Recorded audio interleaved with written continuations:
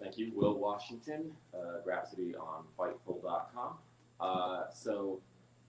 Along with this match and the match you guys had this past Wednesday with the Gun Club, you guys seem to be kind of heading into some new territory as a tag team, being fan favorites. Can you talk a little bit about how that's kind of changed your approach in the ring and what you see for yourselves going forward with the fans behind you? Yeah, I don't think it changes anything. If we changed anything, the fans would not want to cheer us. I think they respect us, and I think that they see the passion that we bring into wrestling. So I don't know if there are baby faces and heels and things like that.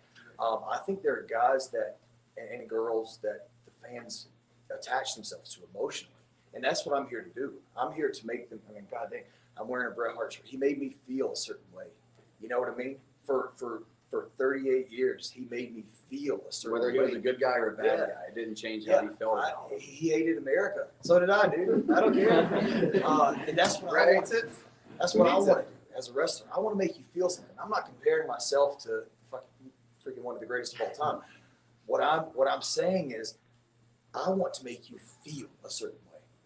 I can't do a tope. I can't fucking Sasuke over the top rope. But god dang, I'll work as hard as I can to make you feel a certain way about me and about who I'm wrestling with, and to the point where you can't deny it. And you either love me or you hate me. And if you love me, that's cool. And if you hate me, that's cool too.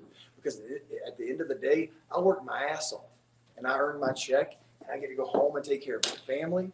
And if you like that, you fucking like it. And if you don't like it, you don't like it. That's okay.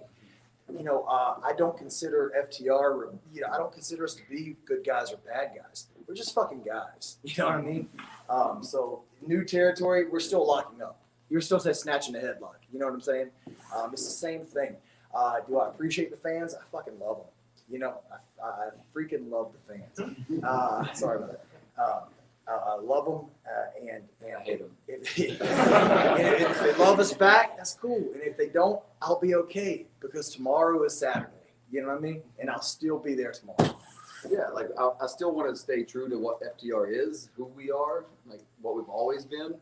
But I like that it gives us a unique challenge. There will be like a little bit of differences here and there. Like I haven't thrown an arm drag in a decade. Now I'm throwing them every night because I'm Steamboat, baby. It's just the approach will be slightly different, but we're still going to cheat if we get the chance. We're still going to take every shortcut we can. And, you can cheer us, you can boo us, but as long as you feel something, I don't give a shit. That's it. Just feel.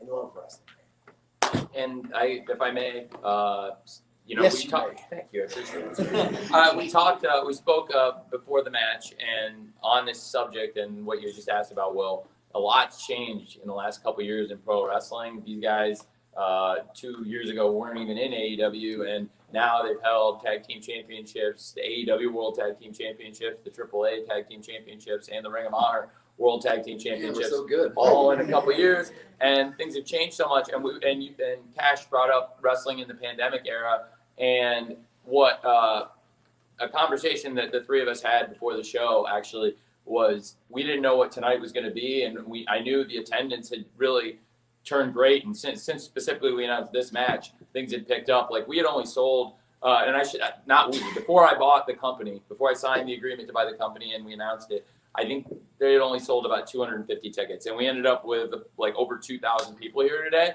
And it's largely through the anticipation for this match, the pay-per-view buys. When we get them back, I know already from some of the preliminary digital numbers I've gotten that this is going to be one of Ring of Honor's best pay-per-views ever. If not, it's up there. And this match had a ton of anticipation. But we talked about where we were about a year and a half ago when they were the World Tag Team Champions, and they had the match in AEW Full Gear in front of, about maybe, let's say, about 70% as many people that were here. But it was a very different type of thing because Daly's Place, we had social distancing. The fans were wearing masks. People were just getting used to coming back. In New Japan, they were just clapping. And even here, people were a little bit more restrained. But when Young Bucks versus FTR happened in AEW for the World Tag Team Championship, it may have been the worst moment of your life. It may have been one of the worst nights of your life.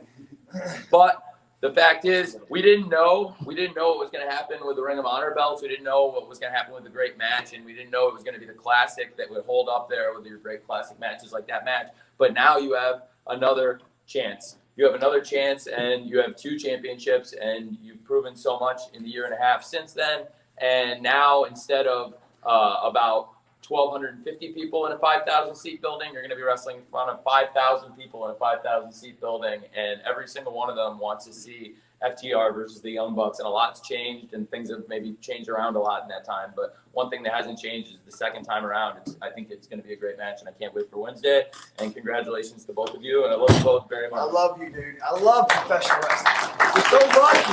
You're so lucky. God damn it.